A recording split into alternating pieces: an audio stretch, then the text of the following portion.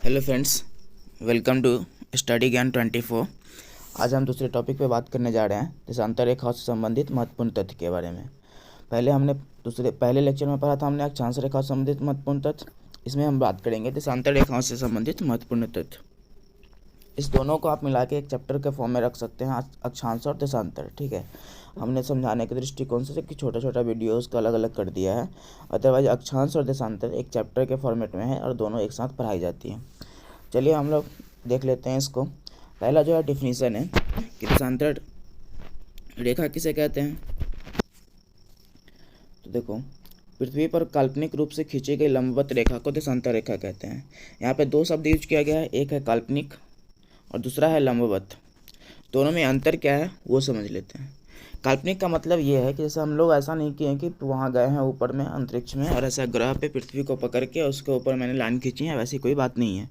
मतलब हमने एज्यूम किया है कि ये जो लाइनें खींची गई है वो एक व्यवस्थित तौर पे खींची गई है और एज्यूमिनेशन पे है, हम लोगों ने यहाँ खींचा है, पृथ्वी पे जाके नहीं खींचा है, तो वो एक काल्पनिक रेखा है। दूसरी बात है लंबवत। कहा जाता है कोई भी रेखा जब हम खींचते हैं ना तो वो दो तरीके से होता है, बता रहे हैं हम आपको। ये आप देख लो ना, ये मान लो ये सर्कल हमने ले लिया, ये आपका देशांतर है। ठीक है, इस देशांतर में एक मिनट रुकिएगा प्लीज़। ये देशांतर रेखा है 0 डिग्री, सॉरी, ये देशांतर रेखा है 0 डिग्री। ठीक है, अब ये चूंकि रेखा सीधा खींचा गया तो रेखा क्या है, दो तरीके से खींचा जाता है। एक है आपका हॉरिजेंटल और एक है वर्टिकल। वर्टिकल रेखा को हम लोग क्या कहते हैं, वर्टिकल रेखा को, एक मिनट प्लीज़, ये आपका हो गया सर्कल। हमने यहाँ पे एक देशांतर रेखा खींचा, तो देशांतर रेखा क्या है, सीधा है, ऊपर से नीचे की ओर है। ठीक है, उत्तर से दक्षिण की ओर ये जो रेखा है। तो क्या बताया, रेखा दो तरीके से खींचा जाता है, एक है आपका हॉरिजेंटल और ये है आपका वर्टिकल। हॉरिजेंटल रेखा को हिंदी में क्षैतिज रेखा कहते हैं और इस वाले को कहते हैं वर्टिकल, जिसको लंबवत रेखा कहते हैं। और चूंकि यहाँ पे कहा गया है कि पृथ्वी पर काल्पनिक रूप से खींची गई लंबवत रेखा, यानी कि ये वाली रेखा, जिसको हम लोग इंग्लिश में वर्टिकल और हिंदी में लंबवत कहते हैं, मतलब ऊपर से नीचे की ओर सीधी खींची जाती है, इसको कहते हैं हम लोग देशांतर रेखा। तो पृथ्वी पर काल्पनिक रूप से इस तरीके से जो रेखा खींची गई है ऊपर से नीचे की ओर, उसको, और जो कि काल्पनिक रूप से है, उसको क्या कहते हैं, देशांतर रेखा कहते हैं। ठीक है, चलिए नेक्स्ट पॉइंट देख लेते हैं हम लोग। कह कुल देशांतर रेखा की संख्या जो है क्या है, 360 है। मतलब कुल देशांतर रेखाएं पूरे पृथ्वी पे 360 खींची गई हैं। इससे पहले एक पॉइंट हम लोग और समझ लेते हैं कि देशांतर रेखाएं खींची क्यों जाती है, अक्षांश रेखाएं क्यों खींची जाती है। देखो, देशांतर रेखाएं खींचने के पीछे एक जो मुख्य कारण है वो है हमारे समय का निर्धारण। आप दोनों को मिलाएंगे ना, अक्षांश और देशांतर दोनों को मिलाएंगे तो किसी देश की अवस्थिति आप ज्ञात कर सकते हैं। लेकिन देशांतर रेखाओं में मुख्य रूप से एक तो स्थिति का निर्धारण तो है ही, और दूसरा ये है कि जैसे आप समय का निर्धारण करने में काम करते हैं, और समय का निर्धारण कैसे होता है अभी आगे कुछ कैलकुलेशन है वो बताएंगे तो समझ में आएगी। तो इसका दो इम्पोर्टेंट पहले समझ लीजिए। देशांतर रेखा का दो इम्पोर्टेंट, पहला है स्थान का निर्धारण, जो कि वो अक्षांश रेखा भी करता है, और दूसरा है समय का निर्धारण। और ये समय का निर्धारण क्यों, क्योंकि 0 डिग्री को ग्रीनविच लाइन को हम लोग मानते हैं, तो आगे वो अंतर्राष्ट्रीय समय रेखा वो सब समझेंगे तो बात आपको क्लियरिटी आ जाएगी कि समय का निर्धारण कैसे करता है। अक्षांश रेखा समय का निर्धारण नहीं करता, लेकिन देशांतर रेखा समय का निर्धारण करता है। और हम लोग इसको समझ लेते हैं। जैसे मान लो ये है आपका, ठीक है, ग्लोब। इस ग्लोब पे ये 0 डिग्री, ये एक मिनट, इस ग्लोब पे ये 0 डिग्री लाइन है और ये आपका 0 डिग्री लाइन है, ये है आपका 0 डिग्री लाइन। ठीक है, एक मिनट यार, ये है ग्लोब, यहाँ पे आपका 0 डिग्री लाइन है और ये भी 0 डिग्री लाइन है। तो ये 0 डिग्री लाइन है वो बोलते हैं देशांतर रेखा, इस वाले 0 डिग्री लाइन को बोलते हैं अक्षांश रेखा, विषुवत रेखा जिसको बोलते हैं। ठीक है, अब यहाँ पे कोई देश है, यहाँ पे एक ए नाम का देश बना देते हैं। इस ए नाम का देश का जो विस्तार होगा, ये देशांतरीय विस्तार, और ऐसे ऐसे जो यहाँ से, या सॉरी ऊपर से लेते हैं, ये और ये, इसका जो विस्तार हो गया, तो ये लाइन और ये लाइन, ये लाइन और ये लाइन, ठीक है, ये वाला लाइन, ये जो कि इसके देशांतर ये विस्तार कहते हैं, और ये जिसको अक्षांशीय विस्तार कहते हैं, इस दोनों को मिलाकर, चूंकि इन दोनों का नंबर दिया होगा, इसका नंबर दिया होगा, इसका नंबर दिया होगा, तो इन चारों का जो नंबर दिया गया है उसी आधार पर किसी देश की अवस्थिति ज्ञात की जाती है। लेकिन जब भी हमको समय की स्थिति ज्ञात करनी होती है तो फिर ये देशांतर रेखा ही काम आता है, ये वाला जो रेखा है देशांतर रेखा वही काम आती है, ठीक है। तो इसका जो मुख्य उपयोग है वो समय का निर्धारण, दूसरा उपयोग स्थान की और स्थिति के निर्धारण में भी हम लोग करते हैं। चलिए आगे देखते हैं हम लोग। एक चीज़ और कह रही है, नीचे ही ले चलते हैं आपको, कि जो रेखा है देशांतर रेखा वो क्या है, 360 डिग्री लाइन है। मतलब पूरे पृथ्वी पे 360 देशांतर रेखाएं खींची गई है। और थोड़ा सा समझा देते हैं इसको। समझने के लिए दो तरह के हमको डायग्राम चाहिए, और वो डायग्राम कुछ देख लीजिए। ये वाला जो डायग्राम है, एक हम ये सर्कल बना लेते हैं, ठीक है, और दूसरा डायग्राम हम लोग ले लेते हैं ये वाला सरफेस, स्क्वायर या रेक्टेंगल कह लीजिए, ठीक है। अब इस सरफेस पे आप देखो, आपने यहाँ पे एक 0 डिग्री लाइन खींचा है, ठीक है, 0 डिग्री, इसके 0 डिग्री से इधर और 0 डिग्री से इधर पूरा एक क्या लाइन खींची जाती है। एक मिनट रुकिएगा प्लीज।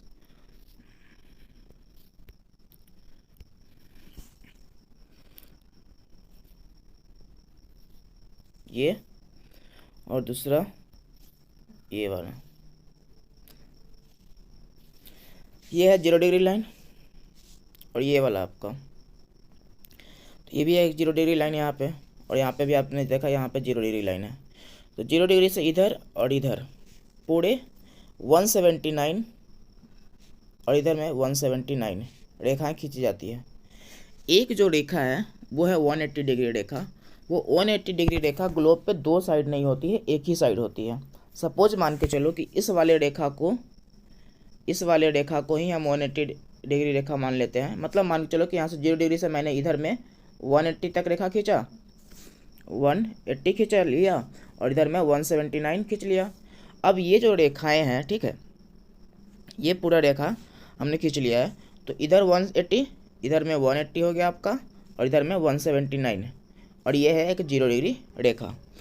जब इसको आप मिलाएंगे ना, 179 इसको मिलाएंगे तो पूरी जो रेखाएं हो जाएगी 179, 180 और 0, ये पूरा मिला के आपका हो जाएगा 360। देखिए 180 और 179 में एक 0 वाला को भी तो काउंट करेंगे, देशांतर रेखा है तो ये दोनों को काउंट करेंगे तो हो जाएगा 360। अब बात आती है कि ये जो देखिए कन्फ्यूजन कहाँ होगा। 0 डिग्री लाइन से आप सोचेंगे कि इधर भी 180 खींचना चाहिए, इधर वाले पार्ट में भी 180 क्लिक करना चाहिए, इधर में भी क्लिक करेंगे तो दोनों साइड 180 क्लिक करेंगे तो दिक्कत हो जाती है। तो जो 180 डिग्री रेखाएं हैं वो एक ही है, ये वाला रेखा ही 180 डिग्री है। देखिए ग्लोब क्या है, एक गोल फॉर्मेट है, ठीक है। तो एक जो लाइन यहाँ से हम लोग शुरू करेंगे वो फिर यहाँ लाएंगे तो ये इधर वाला ही मैच कर जाएगा। इस वाले जैसे ये बुक का फॉर्मेट है, ये बुक मान के चलो कि खुला हुआ है, इस वाले पार्ट पे आप 180 डिग्री खींचो। जब बुक को बंद करोगे तो ये वाला पार्ट यहाँ उठ के आ जाएगा, और ये तो बीच का पार्ट है तो ये पार्ट उठ के आ जाएगा। तो यही 180 डिग्री लाइन यहाँ भी आ जाती है, और दोनों साइड से 180 डिग्री लाइन एक ही है, और इधर 170 इधर 180। आप कैसे भी कैलकुलेशन कर सकते हो, कह सकते हो कि हम इधर 180, तो आपका एज्यूमिनेशन का तरीका वो है, लेकिन बाकी जो रेखाएं हैं ऐसे ही काउंट की जाते हैं, ठीक है। तो पूरी जो देशांतर रेखाएं हो गई वो कितना हो गया, 360। और किस आधार पे हम लोग काउंट करते हैं, एक 0 डिग्री लाइन देशांतर रेखा, उसके बाद इधर में 180 मान लेते, इधर में 179 मान लेते हैं। यदि आप ऐसे कहोगे कि इधर में 179 इधर में 179, ठीक है, तो आप बीच में एक 180 डिग्री अलग से ऐड करेंगे, और 180 डिग्री रेखा पूरे ग्लोब पे एक ही खींची गई है, एक इधर साइड उधर साइड में एक ही खींचा गया है, जो एक जगह पे मिल जाता है। इस वाले बुक के फॉर्मेट को यदि यहाँ और यहाँ पेज खुला हुआ है तो यहाँ यदि लाइन खींचते हैं, इसको यहाँ लाएंगे तो ये बुक बंद हो जाएगा, और यहीं पे दोनों एक जगह 180 डिग्री लाइन हो जाएगी, ठीक है। तो अलग से दो रेखा नहीं खींचती। ये पूरा हो गया क्लियर, 360 डिग्री रेखा पूरे देशांतर पे कैसे होता है। चलिए नेक्स्ट पॉइंट देखते हैं हम लोग।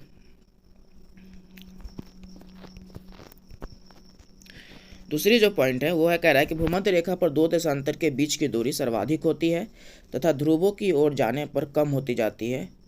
तथा ध्रुवों पर शून्य हो जाती है। इसका मतलब ये है, देखिए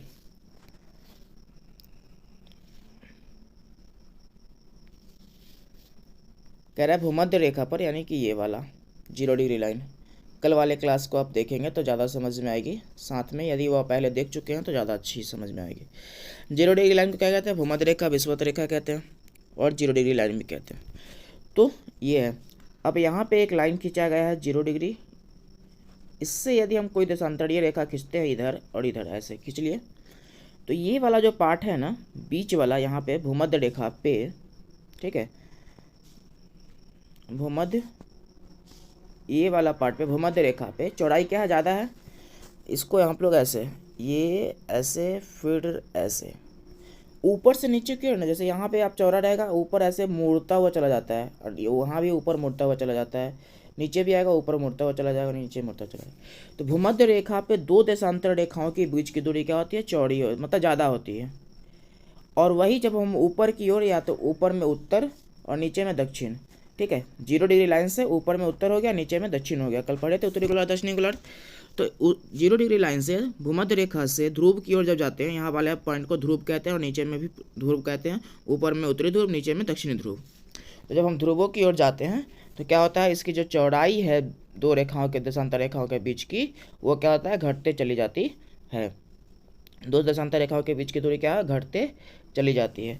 तो इस आधार पर कहते हैं कि जो भूमध्य रेखा है वहाँ पे जैसा दो देशांतर रेखाओं की दूरी क्या होती है? सर्वाधिक होती है। और जब हम ध्रुवों की ओर जाते हैं तो ये दूरी घटते चली जाती है। एक बात और इसमें पॉइंट में ऐड किया गया है, अब ध्रुवों पे आने पे यह दूरी शून्य हो जाती है, ठीक है। ध्रुवों पे आने पे दूरी शून्य हो जाती है, इसका देख लो मतलब क्या है। एक फिर से हम लोग लेते हैं ये वाला, फिर यहाँ पे हम एक 0 डिग्री लाइन खींच देते हैं। एक देशांतर रेखा फिर से हमने खींचा और ये देशांतर रेखा खींच दिया, ठीक है।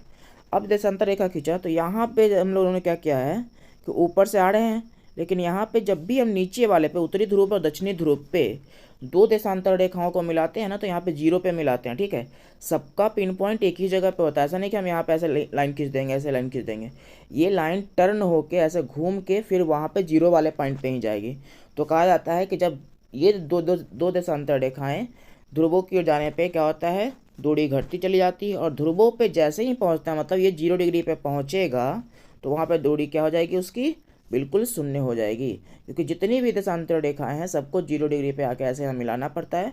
तो इस कारण से यहाँ पे 0 डिग्री है और उसमें बीच में गैप नहीं होता बस। ऐसे यदि गैप होगा तो ये दूरी बनेगा, लेकिन हमने ये गैप छोड़ा ही नहीं, ऐसे मिला दिया इस दोनों रेखाओं को। यहाँ पे 0 एकदम बिल्कुल यहाँ पे मिला दे रहे, सभी रेखाओं को, देशांतर रेखाओं को मिला जाता है।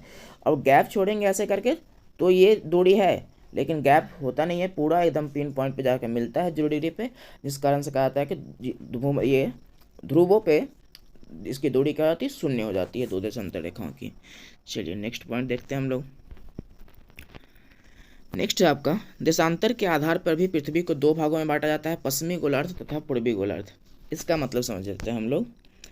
कल हम लोगों ने एक टर्म समझा था, चलिए यहीं समझाते हैं हम, थोड़ा सा दिक्कत नहीं होगा, ऐसे देखते हैं।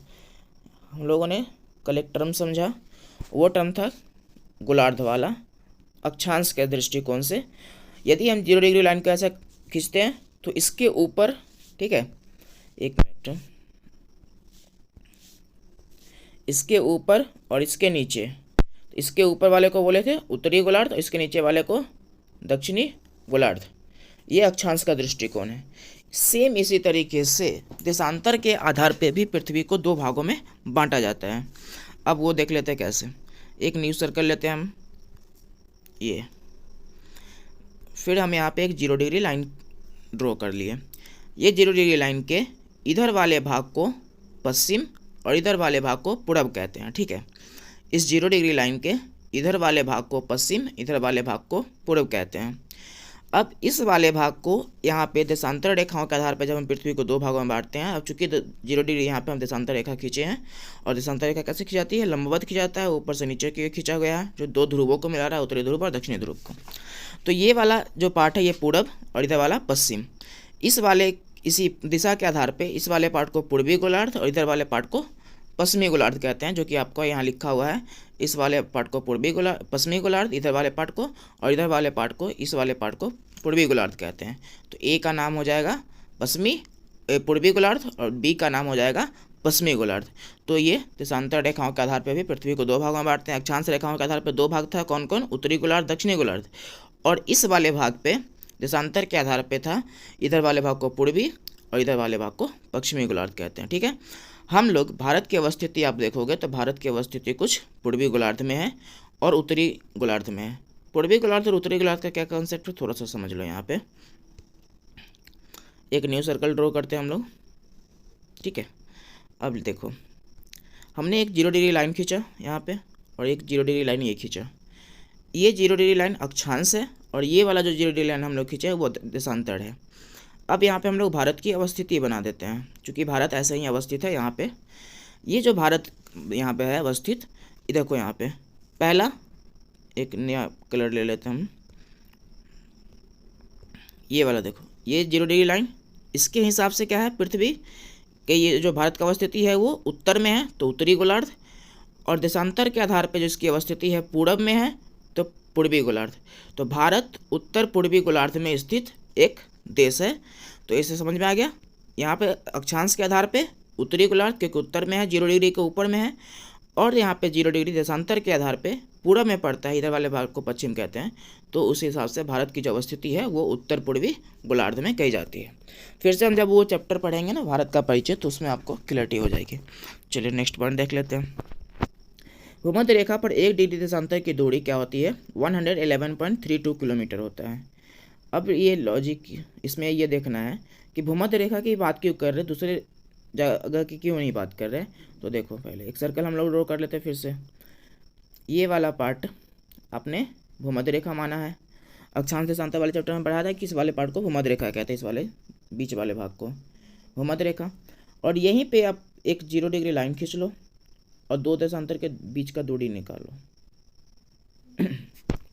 ऊपर बताएं कि 2 देशांतर का बीच का दूरी भूमध्य रेखा पे क्या होता है? सर्वाधिक होता है। अब इस जगह पे देखो 1 डिग्री देशांतर की जो दूरी है वह है 111.32 किलोमीटर। तो हम जो ये मान रहे हैं कि सिर्फ भूमध्य रेखा ही क्यों, हम ऊपर भी तो यहाँ भी तो मान सकते हैं, लेकिन हम सिर्फ यहाँ की बात कर रहे हैं कि यहाँ पे 2 देशांतर रेखाओं के बीच की दूरी, जो 0 डिग्री लाइन पे 2 देशांतर रेखा ऊपर से आएगी, यहाँ पे ये बीच की दूरी क्या हो जाएगा? ये 111.32 किलोमीटर होगा। ठीक है, ये और ऐसा क्योंकि यहाँ पे ना दोनों रेखाओं के बीच में स्थिति जो है कांस्टेंट है। ठीक है, लेकिन जब आप इसमें देखोगे तो यहाँ से फिर इसके ऊपर जाओगे तो ऐसे मुड़ते चला जाता है, और इसके नीचे भी आओगे तो ऐसे मुड़ते चला जाता है। इसका मतलब ये है कि इसके ऊपर और नीचे आने पर इसकी दूरी क्या होती है? घटती बढ़ती रहती है। जैसे जैसे ऊपर नीचे जाएंगे घटती रहेगी, लेकिन यहाँ पे जो ये 0 डिग्री लाइन पे है ये इसकी दूरी हमेशा कांस्टेंट रहती है 2 देशांतर रेखाओं के बीच की। इस आधार पे हम लोग कहते हैं कि भूमध्य रेखा पर एक देशांतर रेखा मतलब इन दोनों के बीच का जो डिफरेंस है वो क्या है? 111.32 किलोमीटर। ठीक है, 111.32 किलोमीटर। कभी कभी कुछ एग्जाम्स में कि ना क्या करते हैं वो लोग पॉइंट में क्वेश्चंस नहीं पूछते हैं। ठीक है, आपने देखा था कि अक्षांश रेखाओं के बीच की दूरी क्या होती है? समान होती है, और वो समान दूरी कितनी थी? 111 किलोमीटर। इन लोगों में इसमें भी क्या करते हैं ये लोग, पॉइंट में कभी कभी क्वेश्चंस नहीं पूछते हैं। यदि पूरे तरीके से पॉइंट में क्वेश्चंस दिया हो 111.32 किलोमीटर तो आप ये ऑप्शन मारेंगे, लेकिन आपके क्वेश्चंस में 111.32 किलोमीटर ना हो, सिर्फ 111 किलोमीटर हो, तो आप यही ऑप्शन को टिक करेंगे। ठीक है, चलिए नेक्स्ट पॉइंट देखते हैं हम लोग। पृथ्वी को 360 डिग्री घूमने में 24 घंटे का समय लगता है, अतः 1 डिग्री देशांतर की दूरी तय करने में पृथ्वी को 4 मिनट का समय लगता है। देखिए ये वाला पार्ट हम लोग डिस्कस कर रहे हैं। पृथ्वी को 360 डिग्री घूमने में 24 घंटे का समय लगता है, अतः 1 डिग्री दूरी तय करने में पृथ्वी को 4 मिनट का समय लगता है। अब ये क्या है समझ लेते हैं हम लोग। एक सर्कल फिर से ड्रॉ कर लेते हैं हम लोग। देखो यहाँ पे अब यहाँ एक लाइन हमने ड्रॉ कर ली है। पूरी जो देशांतर रेखा की संख्या कितना है? 360। ठीक है, 360 को घूमने में मतलब 360 डिग्री देशांतर रेखा घूमने में क्या है? 24 घंटे का समय लग रहा है। अब आप इसको डिवाइड करोगे ना 24 से, तो लगभग आ जाएगा यहाँ पे आपका 15 डिग्री।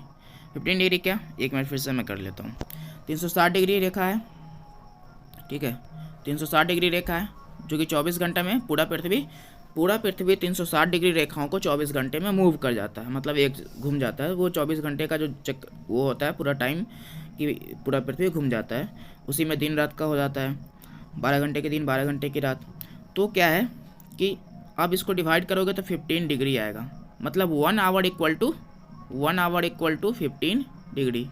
मतलब 360 को 24 से डिवाइड करोगे तो 15 डिग्री आएगा। मतलब एक आवर में पृथ्वी कितना घूमता है, 15 मिनट।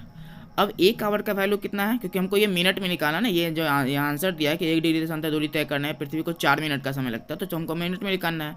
और यहाँ पे अभी हमारे पास डाटा क्या है, 1 आवर इक्वल टू 15 मिनट, तो मतलब 1 घंटे में 15 मिनट। अब 1 घंटे का जो 1 मिनट में कन्वर्ट करेंगे तो हो जाएगा 60, और इसको या 50 से डिवाइड करोगे, मतलब 50 डिग्री से, जो कि 50 क्या है, देशांतर है, ठीक है, 15 देशांतर है। और ये 15 देशांतर मतलब वो नहीं कि अवस्थिति वाला 15 देशांतर की संख्या जो हमने लिया है वो 15 है। और इसको डिवाइड करोगे तो ये 15 यानी 4 आ जाएगा, ठीक है। इसको डिवाइड करोगे तो 4 बार में कट जाएगा, मतलब फिर 1 डिग्री देशांतर का दूरी 4 मिनट ऐसे निकल गया। दूसरे तरीके से भी देखोगे तो उससे भी आपका निकल सकता है। दूसरा तरीका क्या है देखने का, ये देखो, आपने 1 डिग्री दूरी तय किया है 4 मिनट में, ठीक है। अब 24 घंटे में, ठीक है, 1 घंटे में आप 24 घंटे में 15, एक घंटे में आप क्या कर रहे हो, 300, 1 घंटे में 15 डिग्री तय कर रहे हो, तो 24 गुने 15 कर लो तो उससे भी निकल जाएगा आपका। दूसरा ये भी है एक तरीका, ठीक है। तो इस आधार पे हम लोग निकाल लेते हैं। आप 1 मिनट भी करोगे, जैसे कि आप 360 डिग्री का निकाल सकते हो कि 360 डिग्री है पूरे पृथ्वी पे, देशांतर रेखाओं की संख्या कितनी है पूरे पृथ्वी पे, 360। अब 360 डिग्री को, चूँकि 1 डिग्री को घूमने में 4 मिनट लगता है, तो 360 डिग्री को घूमने में कितना मिनट, तो 4 मिनट से मल्टीप्लाई कर देंगे तो आ जाएगा आपका 1440। इस 1440 को फिर आप डिवाइड कर लो, ठीक है, 60 से, तो फिर उस हिसाब से आपका डाटा निकल जाएगा। तो इस तरह से आपको समझ में आ गया होगा कि 1 डिग्री देशांतर दूरी तय करने में पृथ्वी को 4 मिनट का समय लगता है। चलिए नेक्स्ट 0 डिग्री देशांतर रेखा 8 देशों से होकर गुजरती है, लंदन, फ्रांस, स्पेन, अल्जीरिया, माली, बुर्किना फासो, टोगो और घाना। इसको ना आप एक काम करिएगा, इसे लिख लीजिएगा और फिर आप मैप ले लीजिएगा। मैप पे ना आप इसका लोकेशन देख लीजिएगा, 0 डिग्री देशांतर रेखा जहाँ से खींची होगी वहाँ पे आपको, जैसे ये बता देते हैं हम थोड़ा सा आपको कि कैसे देखना है मैप में, बाकी आप देख लीजिएगा वहाँ से। ये देखो, हमने 0 डिग्री देशांतर रेखा की बात किया, तो ये जो 0 डिग्री लाइन खींचा गया है, इस पे कौन कौन से देश अवस्थित है, ठीक है, इस जगह पे 0 डिग्री लाइन पे कौन कौन से देश अवस्थित है उसकी बात कर रहा है। तो हमने ये देश का तो नाम लिख दिया है। अब आप क्या करेंगे, आपका एक टास्क है कि आप मैप निकालो, या तो बुक खरीदे हो तो, नहीं तो फिर आप इमेज फॉर्मेट यूज कर लो और उस पर देखो कि ये देश कहाँ कहाँ अवस्थित है, तो आपको लोकेशन का आइडिया हो जाएगा, ठीक है। चलिए हम लोग नेक्स्ट टॉपिक डिस्कस कर लेते हैं। नेक्स्ट है आपका स्थानीय समय। नेक्स्ट जो टॉपिक है आपका वो है स्थानीय समय। हम लोग इसकी बात कर लेते हैं। तो स्थानीय समय क्या होता है, तो स्थानीय समय के बारे में देखिए, कह रहा है जब सूर्य उस स्थान विशेष पर लंबवत चमकता है तब उस जगह के समय को स्थानीय समय कहते हैं। कहता है जब किसी सूर्य, क्या है, मान के चलो कि ये हमारा सर्कल हो गया और ये हमारी अवस्थिति हो गई, ये वाला, ठीक है, ये पॉइंट जो है हमारी अवस्थिति है, मतलब कोई देश है और वहाँ पे हम लोग रहते हैं। उस जगह पे यदि सूर्य इस टाइम पे ऊपर से सीधा सीधा चमक रहा है, एक स्थिति होती है सूर्य की तिरछा, यहाँ से इसका प्रकाश जा रहा है, लेकिन ये जो सीधा वाला जो स्थिति है उसको क्या कहते हैं वो लंबवत चमक रहा है, मतलब सीधा ऊपर से चमक रहा है। एक ऐसे सब समझ लो ना कि आप खड़े हो और आपके सिर पे से कोई चीज़ डाला जा रहा है, तो वो जो स्थिति है उसको बोलते हैं लंबवत, ठीक है। तो जब सूर्य किसी स्थान विशेष पे लंबवत चमकता है तब उस जगह के समय को क्या कहा जाता है, स्थानीय समय कहा जाता है, ठीक है। उसी में अब क्या है, एक जो बहुत ही इंटरेस्टिंग है इसमें फैक्ट्स हम लोगों ने लिया है, और वो ये है कि भारत के पूर्व में अरुणाचल प्रदेश एवं गुजरात तथा पश्चिम अरुणाचल प्रदेश तथा पश्चिम में गुजरात के स्थानीय समय में लगभग 2 घंटे का अंतर होता है। ये ना प्रदेश गलत लिखा, आप करेक्ट कर लीजिएगा थोड़ा सा, ठीक है, टाइपिंग मिस्टेक है। भारत के पूर्व में अरुणाचल प्रदेश तथा पश्चिम में गुजरात के स्थानीय समय में लगभग 2 घंटे का अंतर होता है। अब इसके पीछे लॉजिक क्या है वो समझ लो। 1 मिनट,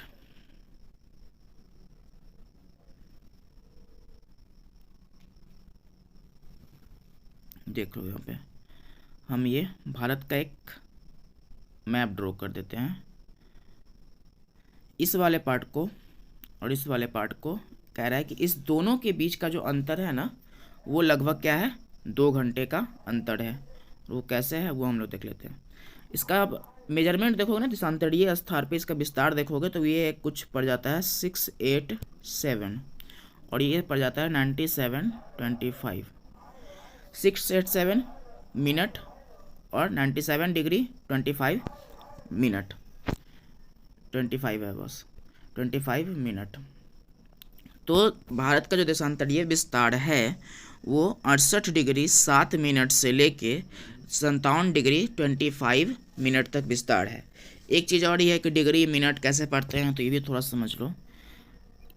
जब हम ग्लोब पे या कहीं पे मैप देखोगे तो यहाँ पे एक ऐसा बुंदा रहेगा किसी भी नंबर के आगे, तो इसको डिग्री बोलते हैं। इस डिग्री को डिवाइड किया जाता है मिनट में, तो एक सिंबल रहेगा तो मिनट हो जाएगा, ऐसा एक सिंबल रहेगा तो ये डबल सिंबल रहेगा तो वो सेकेंड को डिनोट करता है, ठीक है। अब कोई भी व्यक्ति जो चाहता है कि नहीं हम इसका जो विस्तार लिखे वो सेकेंड में भी लिखे, एकदम एग्जैक्ट लोकेशन लिखे, तो वो तीनों लिखेगा। पहला लिखेगा डिग्री वाला नंबर से लिखेगा, मान के चलो कि कोई कहता है कि हमारा जो देश हमारे ज़िला का विस्तार है वो 8 डिग्री 5 मिनट 7 सेकेंड, तो वो ऐसे लिखेगा। वो विस्तार डिनोट करना चाहेगा तो डिटेल में, लेकिन ज़्यादातर लोग यही 2 शब्द को यूज़ करते हैं, 2 नंबर के लिए यूज़ करते हैं, 8 डिग्री 5 मिनट। तो मिनट से पता चल जाता है, सेकेंड उतना एकदम एग्जैक्ट नहीं करना होता है। लेकिन इसमें जो मतलब है इसका कि ये वाले पॉइंट को डिग्री कहते हैं, ठीक है। और इसको डिवाइड करेंगे तो फिर ये मिनट में बन जाएगा, इसको मिनट को डिवाइड करते हैं तो सेकेंड में बन जाता है। वो 60 से डिवाइड होता है वो, ठीक है। तो भारत का विस्तार क्या है, ये आपका 97 ये 68 डिग्री से 7 मिनट से 97 डिग्री 25 मिनट तक का विस्तार है। अब आप इसको माइनस करोगे ना तो लगभग क्या आ जाएगा, 29 के आसपास का डिफरेंस आता है, 29 कुछ आ जाता है, तो 30 मान लेते हैं लोग, ठीक है। आप इसको माइनस करोगे तो 29 के आसपास डिफरेंस आएगा, हम बता देते हैं, रुकिए आपको थोड़ा सा।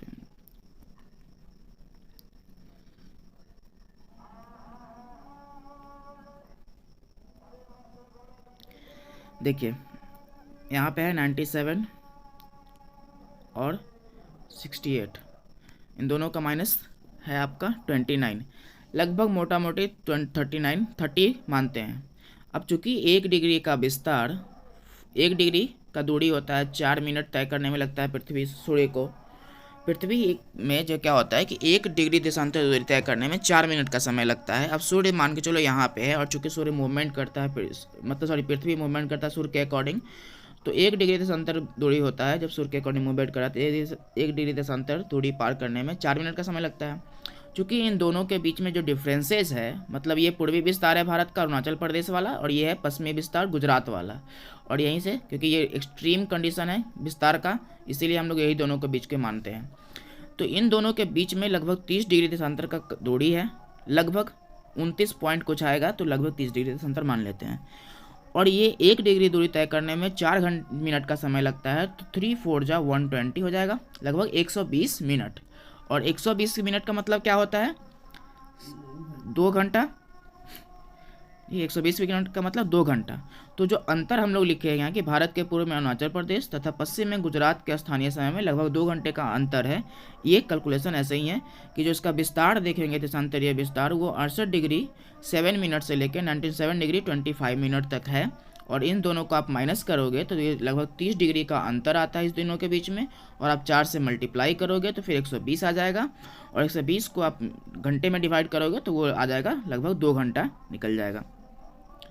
तो 2 घंटा का मतलब है कि सूर्य इस जगह पे 2 घंटा पहले उदय हो जाएगा और यहाँ पे 2 घंटा बाद में, तो ये 2 घंटे का अंतर होता है। हम लोगों ने जो टाइम जोन डिसाइड किया ना, आगे हम अभी पढ़ेंगे, ये वाला जो 82.5 लाइन को हम लोगों ने भारत का स्थानीय समय माना है। क्या माना है? भारत का जो स्थानीय समय है वो 82.5 है, तो हम लोगों ने माना है ये 82.5 है। तो इसी आधार पे कहा जाता है।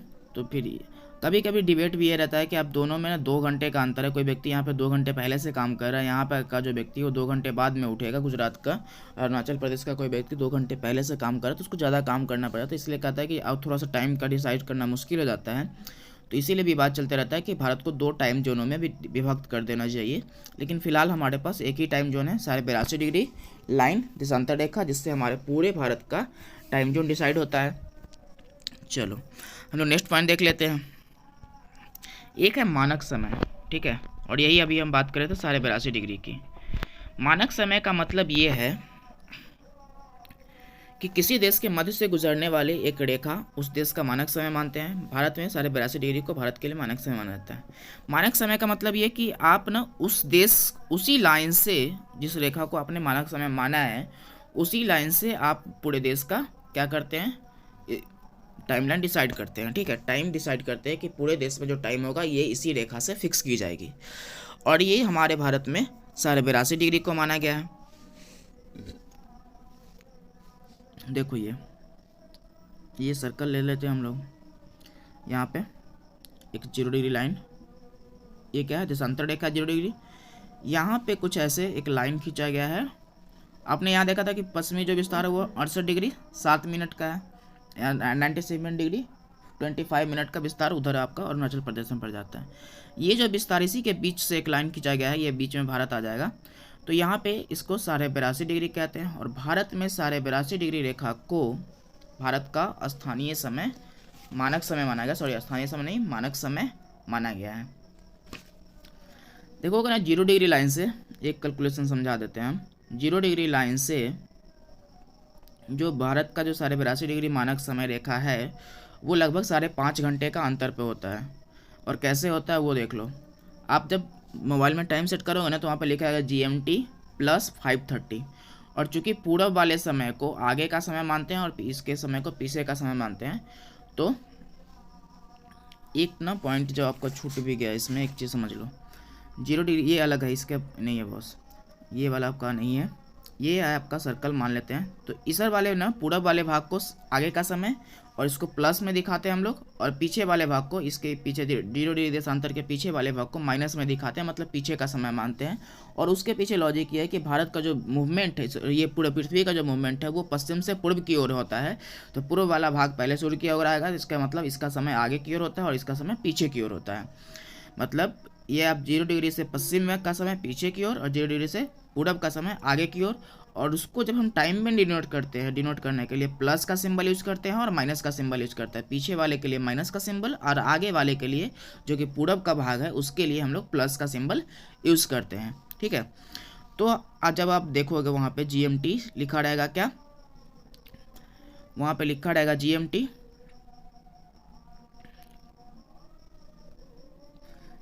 लिखा रहेगा आपका 5:30 + 5:30। मतलब ये कि यहाँ पे 0 लाइन है, और 0 लाइन से हमारा जो मानक समय माना गया है वो है 82.5। ठीक है, 82.5 को तब चूँकि 1 डिग्री का अंतर कितना है, 4 मिनट है, तो 82.5 का कितना हो जाएगा, तो काउंट कर लेते हैं हम लोग। 82 × 4 कर दो आप, तो इसका आ जाएगा 328, मल्टीप्लाई करके आंसर। 82 को 4 मिनट से हमने डिवाइड किया, 1 डिग्री का अंतर 4 मिनट होता है, तो 82 को 4 से हम लोग मल्टीप्लाई कर दे तो 328 आ गया। आधा डिग्री का जो अंतर है वो कितना हो जाएगा, 1 डिग्री का अंतर 4, तो आधा डिग्री का अंतर 2, हाफ हो जाएगा उसका, तो ये आ गया 330। और 330 को आप क्योंकि आवर में कन्वर्ट करना है, ये 330 मिनट है, ठीक है, तो आवर में कन्वर्ट करोगे तो 60 से डिवाइड करोगे, तो 60 से डिवाइड करोगे तो आ जाएगा कितना, 5 घंटे, 6 5 300, 5 घंटा और 30 मिनट आ गया, निकल गया कैलकुलेशन। तो वही जो भारत का जो मानक समय है वो 82.5 को माना गया है, जो कि ग्रीनविच लाइन से 0 देशांतर लाइन से, ग्रीनविच मतलब 0 देशांतर लाइन से क्या है, कितना देर आगे है, 5 घंटा आगे है। और कैसे निकालते हैं, तो सारे 82 डिग्री देशांतर रेखा को हम लोग 4 से मल्टीप्लाई कर दिए तो 328 आ गया। ये हम लोग कैलकुलेशन के लिए किए हैं। और आधा डिग्री देशांतर रेखा का जो मानक हो जाएगा, 1 डिग्री देशांतर रेखा का मानक 4 है, तो आधा डिग्री देशांतर रेखा का मानक 2 हो गया। दोनों को ऐड कर दिए 330 आ गया। इसको अब आवर में कन्वर्ट करने के लिए हम लोग 60 से डिवाइड कर दिए तो आ गया कितना, 5 घंटे 30 मिनट। इस आधार पे अलग होता है, ज़्यादा होता है। क्या होता है, ज़्यादा होता है। और चूंकि आगे का समय है तो उसमें प्लस का सिंबल यूज़ किया जाता है, तो GMT प्लस 5:30 लिखा रहेगा आपको कभी कभी मोबाइल में टाइम सेट करते होंगे तो। नेक्स्ट है अंतर्राष्ट्रीय तिथि रेखा। ये बहुत मैजिक वाली रेखा है, नाम तो है अंतर्राष्ट्रीय तिथि रेखा, लेकिन मैजिक इसके अंदर में बहुत छुपा हुआ है। और मैजिक क्या है वो आगे देखते हैं। चलिए हम लोग कह रहा है कि 180 डिग्री लाइन 180 डिग्री रेखा के साथ निर्धारित की गई काल्पनिक रेखा अंतर्राष्ट्रीय तिथि रेखा कहलाती है। एक चीज़ ना आपके पास अंदर बहुत क्लियरिटी होनी चाहिए, और क्लियरिटी ये होनी चाहिए कि अंतर्राष्ट्रीय तिथि रेखा जो 180 डिग्री रेखा के साथ खींची गई है वो 180 डिग्री रेखा नहीं है, वो उसके साथ खींची गई रेखा है जिसको हम अंतर्राष्ट्रीय तिथि रेखा कहते हैं, न कि वो 180 डिग्री रेखा अंतर्राष्ट्रीय तिथि रेखा नहीं है। ये बहुत कन्फ्यूजन होता है, एक बार SSC में पूछा भी गया था। तो इसका मतलब है कि उसके साथ खींची गई है रेखा, ठीक है, लेकिन वो नहीं है। तो कह रहा है कि 180 डिग्री रेखा साथ निर्धारित की गई, ठीक है, 180 डिग्री रेखा के साथ निर्धारित की गई, न कि 180 डिग्री रेखा। काल्पनिक रेखा अंतर्राष्ट्रीय तिथि रेखा कहलाती है, ठीक है। नेक्स्ट पॉइंट है आपका, अब कैसे देखो इसको ना, यहाँ पे देख रहे होगे टेढ़ा खींचा गया है, ये टेढ़ा है, यहाँ पे ऐसे ऐसे मुड़ा हुआ है। इसके पीछे रीज़न ये है कि यहाँ पे आपका साइबेरिया दिख रहा होगा, रसिया का पार्ट्स बहुत फेमस चल रहा है आजकल ये। इधर में आपका उत्तरी अमेरिका, अलास्का, इन दोनों के बीच को डिवाइड ना हो। जैसे कि एक तिथि रेखा खींच देंगे ना तो एक ही स्थान पे, यदि सीधी मान के चलो हम सीधा यहाँ पे खींच देते हैं रेखा, सीधा खींच देते हैं तो क्या हो जाएगा, एक, अब मान लीजिए यहाँ पे कोई अवस्थित देश है जो कि इधर भी अवस्थित है और इधर वाले पार्ट में भी अवस्थित है, ऐसे कुछ अवस्थित है, तो उसके चक्कर में उससे समस्याएं हो जाएगी। तो हम क्या करेंगे कि यहाँ पे ऐसे कोई देश है तो हम सीधा ना खींच के इसको ऐसे घुमा के लेके आ जाएंगे, ताकि उसके कम से कम उस जो देश है उसके यहाँ 2 तिथि रेखा ना हो। पता चला कि यहाँ पे सीधा खींच दिया, इधर वाला देश कह रहा है, इधर वाला जो लोग है कह रहे हैं कि हमारा तिथि रेखा कुछ और है, यहाँ पे कह रहा है कि हमारा तिथि रेखा नहीं, तिथि कुछ और हो जाता है, कुछ डिफरेंस आ जाता है। और कैसा डिफरेंस आता है वो हम अभी दिखा देते हैं। तो चूंकि इससे बचने के लिए जो तिथि रेखा है वो ऐसे 180 डिग्री लाइन वो तिरछा खींचा गया है, और कहीं कहीं पे उसको यहाँ पे जो अवस्थित देश है उनके तिथि 2 ना हो जाए, इसके कारण से उनको मोड़ा गया है, ठीक है। अब बात आती है कि तिथि रेखा में जो मैजिक होता है वो मैजिक क्या है, देख लीजिए। यदि आप तिथि रेखा में इधर साइड में हैं, अंतर्राष्ट्रीय तिथि रेखा के पूरब, यहाँ पे भी पूरब है पश्चिम में, अंतर्राष्ट्रीय तिथि रेखा के पूरब में है और आज यहाँ पे रविवार है, इधर जैसे ही जाएंगे ना अगले दिन तो यहाँ पे सोमवार हो जाएगा, मंगलवार हो जाएगा, ठीक है। यहाँ पे यदि रविवार है, इधर क्रॉस करेंगे तो मंगलवार हो जाएगा, यही इसका मैजिक है। पहली बात तो है कि यहाँ पे ना मान चलो कि आप रात को 12 बजे रविवार को, यहाँ पे 11 बजे मान लेते हैं, रात को 11 बजे हो रविवार को इस जगह पे, और यहाँ पे जैसे ही इधर गए आपने अंतर्राष्ट्रीय तिथि रेखा क्रॉस किया, क्या हो गया, आपका टाइम बिल्कुल चेंज हो गया। आप तो यहाँ करो यार, तो हम रविवार को जब यहाँ से इधर आए थे 12 बज गया रात का, ठीक है, 12 बजने का समय चेंज होता तो यहाँ पे सोमवार होना चाहिए था, लेकिन यहाँ पे तो सीधा मंगलवार आपको दिखेगा आके। तो वो लॉजिक के उसके पीछे एक लॉजिक ये है कि जब आप सर्कल नहीं स्क्वायर ही चलो, ठीक है, इस स्क्वायर पे 0 डिग्री लाइन है, 0 डिग्री लाइन के इधर में 12 घंटे का पीछे का समय होता है और इधर में 12 घंटे आगे का समय होता है, ठीक है। इन दोनों के पीछे 12 घंटे का समय कहाँ तक, 180 डिग्री तक, 0 डिग्री से 180 डिग्री जाएंगे। और चूंकि 180 डिग्री लाइन एक ही है, इधर भी हम काउंट कर लेते हैं, 0 डिग्री से 180 डिग्री, 0 डिग्री से 180 डिग्री जाओगे ना तो दोनों में ना इधर वाला यहाँ से 0 डिग्री से इधर जाओगे पूरब की ओर तो 180 क्या हो जाएगा, इसका समय आगे हो जाएगा। तो कितना समय आगे हो जाएगा, 12 घंटा। और 12 घंटा कैसे हो जाएगा, तो 180 को ना आप मल्टीप्लाई कर लेना 4 से, तो आ जाएगा आपका कितना आ जाएगा, 720 आ जाएगा। 720 को आप डिवाइड करोगे 60 से तो वो 12 घंटे का समय आ जाएगा, ठीक है। तो वो वैसे कर लेना, तो इधर 12 घंटा आगे और इधर में 12 घंटा पीछे हो जाता है। तो 180 डिग्री के पास में जब जाते हैं तो वहाँ पे अंतर हो जाता है लगभग कितना, 24 घंटे का अंतर दिखने लगता है आपको।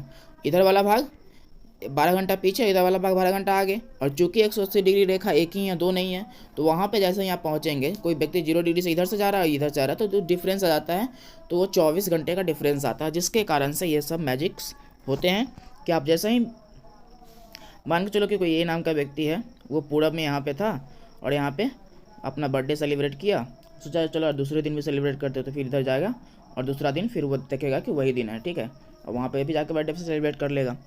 तो जब हम अंतर्राष्ट्रीय तिथि रेखा के, ठीक है, एक दिन का अंतर पाया जाता है, तो समझ गया। और इसको पार करने समय में हम लोग क्या करते हैं, इसको बढ़ाते घटाते हैं।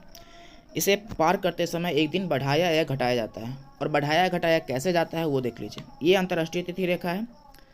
आप इधर से जब इधर की ओर जाएंगे ना, मान के चलो कि आप रविवार को चले हो, तो यहाँ पे सीधा मंगलवार, यहाँ पे एक ऐड किया जाता है, ठीक है, मतलब यहाँ पे आप ऐड करोगे और जब इधर से इधर जाओगे ना तो माइनस करोगे। इसको इस तरीके से समझ सकते हैं कि अंतर्राष्ट्रीय तिथि रेखा को यदि हम दाहिने से बाएं की ओर जाते हैं तो एक जोड़ना पड़ता है, एक दिन जोड़ना पड़ता है, और फिर बाएं से दाहिने की ओर आते हैं तो एक दिन क्या होता है, घटाना पड़ता है, ठीक है। इसको एक चीज़ और समझ सकते हैं हम लोग, बाएं दाएं के आधार पे नहीं, ऐसा समझ सकते हैं कि यदि अंतर्राष्ट्रीय तिथि रेखा के पूरब से आप पश्चिम की ओर जाएंगे तो एक दिन जोड़ना पड़ेगा, और अंतर्राष्ट्रीय तिथि रेखा के पश्चिम से पूरब की ओर जाएंगे तो एक दिन घटाना पड़ेगा, ठीक है। तो ये मैजिक यहाँ पे होता है। ये पॉइंट ही याद रखिएगा, ये ज़्यादातर यही क्वेश्चन में पूछे जाते हैं कि पश्चिम में जाने पर एक दिन का अंतर पाया जाता है पूर्व पश्चिम में, और यदि आप एक दिन बढ़ाया जाता है। यहाँ पे एक लिख लीजिएगा कि ये पूरब से पश्चिम की ओर जाते हैं तो आपका क्या हो जाएगा, ये वाला भाग है पूरब, सॉरी, ये वाला जो भाग है ये है पूरब, ठीक है, ये वाला भाग है पूरब, ये वाला पश्चिम है। तो इधर से इधर की ओर आएंगे तो एक दिन जोड़ना पड़ेगा, और एक दिन इधर से इधर जाएंगे तो एक दिन घटाना पड़ेगा, ठीक है, यही लॉजिक है। आगे चलते हैं। फिर अंतर्राष्ट्रीय समय रेखा, ठीक है, तो 0 डिग्री रेखा को ही अंतर्राष्ट्रीय समय रेखा माना जाता है। 0 डिग्री रेखा को, ये सर्कल के नोट करोगे ना, तो ये 0 डिग्री रेखा है, इसी को अंतर्राष्ट्रीय समय रेखा माना जाता है। और पूरे देश का यदि समय की बात करें ना तो वो यहीं से डिसाइड होता है, पूरे देश का समय, पूरे विश्व का समय यहीं से डिसाइड होता है। उसके बाद क्या करते हैं, अपना देश, अपने अपने जो देश हैं वो लोग क्या करते हैं, अपने विस्तार के आधार पे अपने देश का टाइम निर्धारण कर लेते हैं। इस आधार पे 0 डिग्री के आधार पर ही अपने देश का टाइम निर्धारण कर लेते हैं, ठीक है। अदरवाइज ये एक पूरे पृथ्वी की जो समय रेखा मानी गई है वो है 0 डिग्री लाइन। इसको ग्रीनविच रेखा भी कहते हैं। GMT का जो फुल फॉर्म होता है ना, ग्रीनविच मेन टाइम, ठीक है, ग्रीनविच प्रधान मध्याह्न रेखा कहते हैं, तो ये ग्रीनविच मेन टाइम। तो ये 0 डिग्री लाइन को GMT कहा जाता है, ग्रीनविच मेन टाइम, जो कि अंतर्राष्ट्रीय समय रेखा माना गया है। उसके बाद सब देश अपना अपना समय रेखा निर्धारण करता है। भारत में भी समय रेखा कितना है, 82.5 डिग्री है, ठीक है। अपने विस्तार के आधार पर लोग समय रेखा निर्धारित करते हैं, जरूरी नहीं कि एक ही होगा, किसी के पास 4 भी हो सकता है। रसिया के पास 7 जून में बांटा गया पूरे समय रेखा को, क्योंकि उसका विस्तार कुछ वैसा है, देखेंगे आपका पूरा, ठीक है, प्रशांत महासागर से लेके उधर में आपका अटलांटिक के, लगभग अटलांटिक कह सकते हैं, पूरा अटलांटिक में तो अच्छे पूरे तरीके से तो यूरोप का विस्तार है, लेकिन वहाँ तक ऑलमोस्ट पहुँच ही जाता है। तो उस लगभग 7 जोनों में सब पता चलता है, 7 जोनों में उसको डिवाइड किया गया है। अब हमारे यहाँ 2 जोन की, 1 जोन तो पहले से आई जो 82.5 डिग्री को माना गया है। कुछ लोग कहते हैं नहीं 2 जोन बना दो, तो अभी बात चल रहा है, उस पर हुआ नहीं है। तो उसी तरह से अंतर्राष्ट्रीय तिथि रेखा क्या, समय रेखा क्या हो जाएगा, 0 डिग्री को माना गया। और नेक्स्ट है कि अंतर्राष्ट्रीय समय रेखा के पूर्व जाने पर समय को जोड़ा जाता है तथा पश्चिम की ओर जाने पर समय को घटाया जाता है। समय को जोड़ा घटाने का मतलब ये नहीं है कि उसमें हम 5 रहेगा तो 6 कर देंगे, वैसा नहीं करेंगे हम लोग। उसको ऐड करके सिंबल में दिखाते, जैसे देखो, 1 मिनट इसी को ले लेते हैं हम लोग, सर्कल लेके कर लेते हैं। चलो, कोई व्यक्ति है जो इधर रहता है तो हमेशा प्लस करेगा, और उसके मूवमेंट के आधार पे कि पश्चिम से पूर्व में सूर्य का मूवमेंट होता है तो पहले भाग आता है सूर्य के सामने में, तो इधर वाले समय को हमेशा प्लस में दिखाया जाएगा। यदि कोई 5:30 है तो 5:30 हम मान लेते हैं। कोई देश जो 6 आवर पे बैठा होगा, 6 आवर वाले डिस्टेंस पे, 6 आवर कैसे निकालेंगे तो फिर वो देशांतर के आधार पर निकलेगा कि उस देश की स्थिति कहाँ पे है, ठीक है। और ये हो गया। दूसरा है कि इधर वाले समय को, ये पश्चिम वाले समय को माइनस में दिखाते हैं, घटाते हैं। अब कोई व्यक्ति जो यहाँ पे बैठा है उसके पास 12 बज रहा है, तो यहाँ और यहाँ वाले का वो टाइम डिनोट जानना चाहता है, तो माइनस में इधर जाएगा तो माइनस करके दिखाएगा। यहाँ जितना उसका समय है जिस टाइम लाइन पे है वहाँ से पीछे की ओर जाके यहाँ पे आप माइनस करके उस समय निर्धारित कर सकते हैं। मतलब कहने का ये कि कोई व्यक्ति चाहता है कि भारत में बैठा, कोई चाहता है कि हम अमेरिका का समय निर्धारण करें, तो अपने यहाँ का समय से फिर आपको 0 डिग्री से पूरा पश्चिम जाके अमेरिका की अवस्थिति देख के उसको आप मल्टीप्लाई कर लीजिए 4 से, वैसे करके आप पता कर सकते हैं। एक तो है कि आप टेक्नोलॉजी से कर ले पता, सीधा सीधा बता देगा कोई भी, लेकिन आप ऐसे कैलकुलेट करना चाहें तो कर सकते हैं।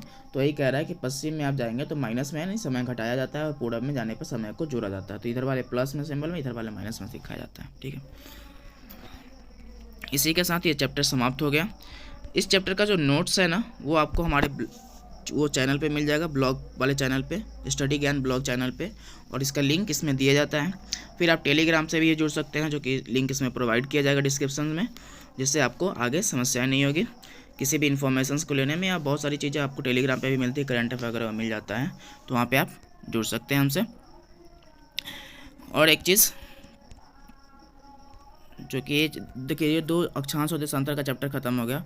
नेक्स्ट जो हम सीरीज लेंगे वो है इंडियन ज्योग्राफी का सीरीज, वो हम कवर अप करेंगे। चलिए ठीक है, देखने के लिए थैंक यू, बाय।